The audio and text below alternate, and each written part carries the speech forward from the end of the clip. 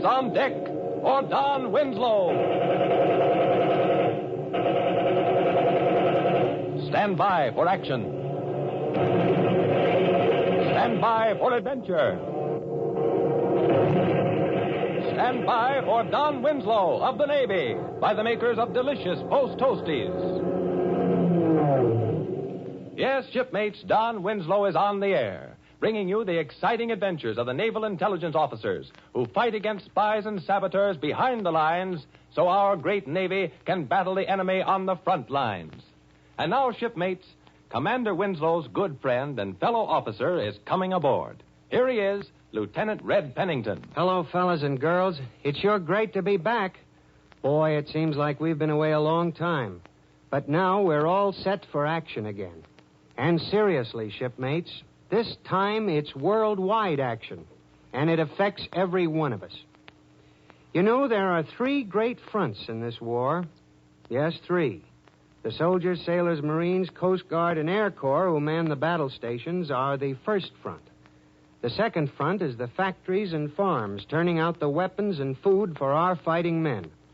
And the third front, shipmates, is the home front. In a couple of days, we're going to enlist your help on this important battle line. So be on hand for official orders from Commander Winslow. Be ready, willing, and able to do your share. I'm sure all our friends will have decks stripped for action, Lieutenant Pennington. And meanwhile, fellows and girls, remember this. You'll be able to do a better job if you're in first-class shape. And one good way to help yourself stay tip-top is to follow Don Winslow's own advice. Commander Winslow says, get plenty of rest, out-of-door exercise, and eat good, nourishing food at every meal. Let me take over there, George. Food is right down my alley. And when it comes to breakfast, string along with me and pour yourself a big bowl full of crisp, delicious Post Toasties. There's a dish for you. Boy, are they good.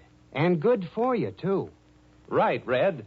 So, fellows and girls, treat yourself to a big helping of delicious Post Toasties tomorrow morning. Find out with Red what a smackin' good dish they make. Post Toasties taste good. They're good for you. Ask your mother to get a package of Post Toasties today. And now, shipmates, all hands on deck for our story. Don and Red are heading for a new assignment. As yet, they have not received their fighting orders. They were just recalled from shore leave and placed aboard a Navy PBY patrol bomber bound for a secret rendezvous somewhere in the Pacific Ocean. While on the way, their giant plane receives the dreaded SSS signal from a large cargo liner, the Redlands. That signal means submarine attack. They turn back to go to the liner's aid. They spot the submarine and roar down to the attack. The bombardier sights, presses the trigger on the release cable, and 2 bombs drop swiftly to the target.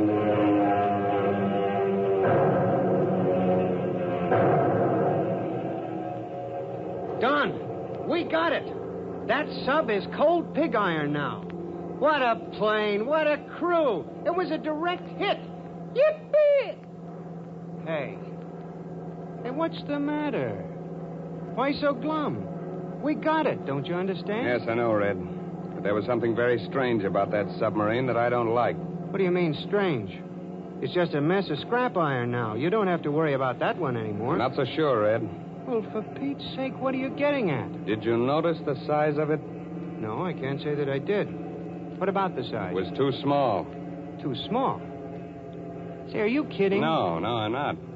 When I first saw the shadow under the water, I thought it might be caused by surface distortion. But when those bombs hit and blew it half out of the water, I was sure. That sub was too small, Red. Say, what do you expect them to do? Build the subs in standard size for you? It was big enough to torpedo the Redlands. That's just it. There was something more behind the sinking of this one ship, I'm sure. I don't know. You're going way over my head. Bombardier the pilot. Bombardier the pilot. Hold it a minute, Red. Pilot, go ahead. Just spotted a man in the water. Looks like a survivor from the Redlands. He's drifting away from the lifeboats. He'll be lost altogether if we don't signal them to pick him up. Pilot, roger. I'll go down and signal by blinker. They'll reach him. Okay. He's drifting away on a line from the Redlands to the wreckage of that sub. Right. I've got it. Say, nice eggland. Thanks for the swell run. Pilot to radio. Winslow to pilot. Winslow to pilot. Yes, Commander. I'd like you to go down and pick up that man yourself. I want to speak to him, and I want to get a closer look at the wreckage of that submarine. We're behind schedule now, sir. I was ordered to get you to the Admiral by 6 hours. If we go down, we'll be way off. I'll take the responsibility, Lieutenant. This is important. Right, sir. Anything you say. Pilot to all crew. Stand by landing stations. Bombardier at forward hatch. Prepare to pick up survivor. Bombardier, roger. Come on, Red. We'll go forward. But what's this all about? The lifeboats could have picked up that fella just as easily. And what do you want to look at that wreckage for? I'll explain it on the way to the forward hatch. We're late for our meeting with the Admiral now, and I can't take too much time with his stop red. Okay, you better lead on. I'd probably put my foot through the bomb bay. Here, up this companionway. Hey, they better make these compartment doors wider if they expect me to do a lot of traveling on PBYs. Just the pilot's office. How we doing, Lieutenant? We'll be down in a minute, sir. Good. I won't hold you up very long. Down here to the forward hatch? Right. Ensign Harvey, the bombardier, will be there to help you out. Thanks. Come on, Red. I'm right behind you. But, Don, you still haven't explained why you want to look at the wreckage of the sub. The debris will tell me if I'm right or wrong about the size. I still don't see what's so important about it being small. You will soon enough. Right up here, sir. Thanks. You're Ensign Harvey? That's right. Nice bounding on that sub. No, the setup was perfect. I couldn't miss. Here, I'll open the hatch and prepare to pick up that survivor. Thanks. Hang on to this line, Red. Be ready to throw it the minute we come up to the fellow, right? Look out for your head. I'm opening the hatch. Okay. We're landing. Hang on.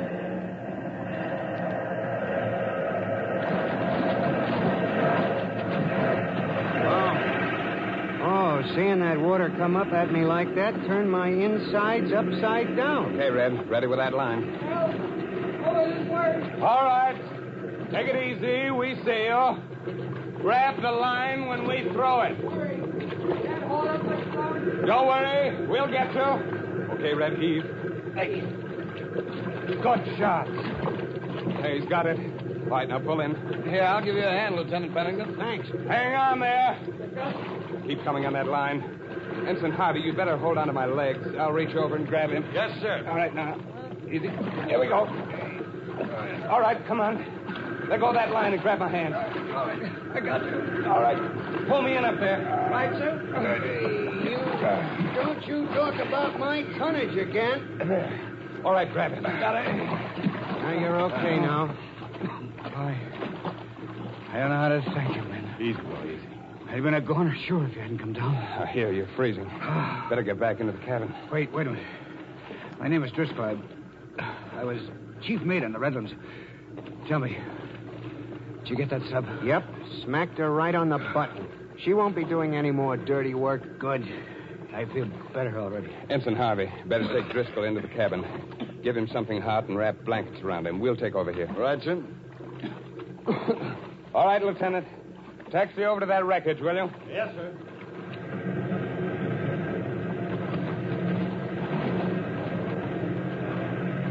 How you're going to find anything out of that mess beats me, Don. Those bombs made mincemeat out of that sub. Just so long as I can pick up a lead. I don't care how small the pieces are. As far as I'm concerned, the smaller the better. Easy, Lieutenant. Throttle down. This far enough. Right, sir.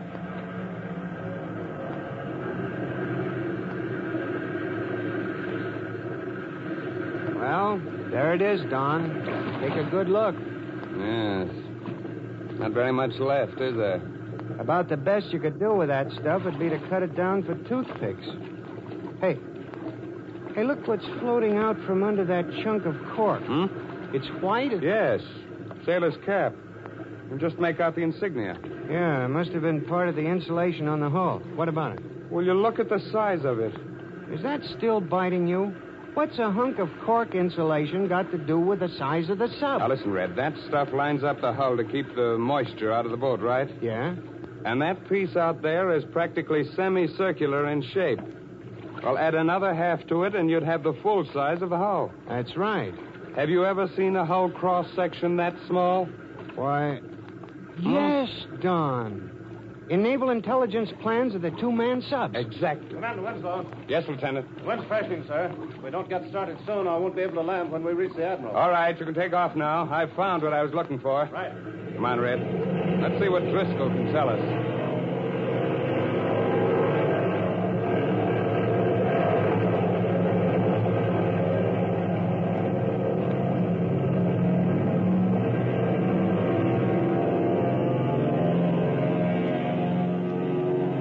Driscoll. How's it going? Just fine, sir. I got that cold Pacific chill out of my bones. Ah, swell. Now, do you think you can answer a few questions for us? Sure. Be glad to tell you anything I know.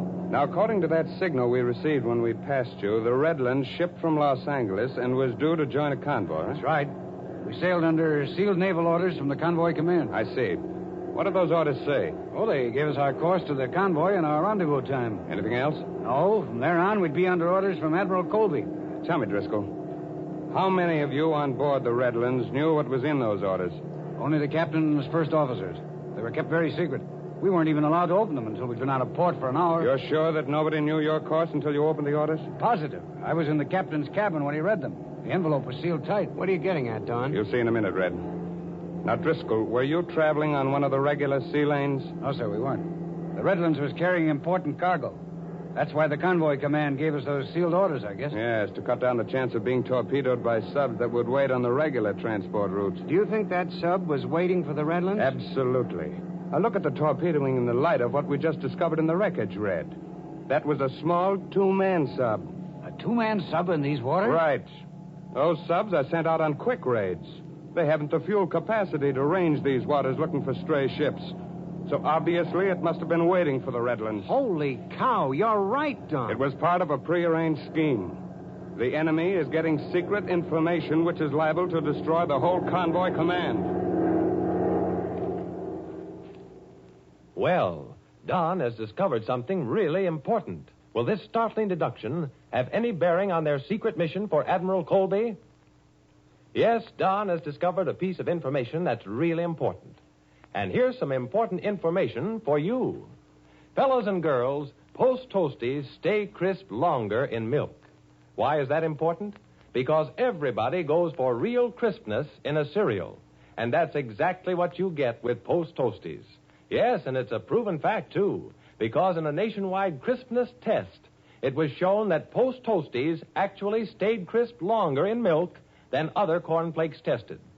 But discover this extra crispness for yourselves, shipmates. At breakfast tomorrow, try a big bowl full of delicious Post Toasties with milk and fruit. You'll be enjoying a breakfast dish that Don Winslow himself says is tops for taste. Ask your mother for a package of crisp, delicious Post Toasties today. Fellows and girls, be sure to be with us every day to keep pace with the adventures of Don and his friend, Red Pennington, as they track down the dangerous enemies of our beloved country. Tomorrow, Don and Red receive special secret orders from Admiral Colby that will plunge them into one of the most thrilling adventures of their entire careers. You'll hear all about it tomorrow. Same time, same station, same call to action. All hands on deck for Don Winslow. All hands on deck. Don Winslow of the Navy is presented Mondays through Fridays by the makers of nourishing Post Toasties, the delicious cornflakes that stay crisp longer in milk. This program has come to you from New York. This is the Blue Network.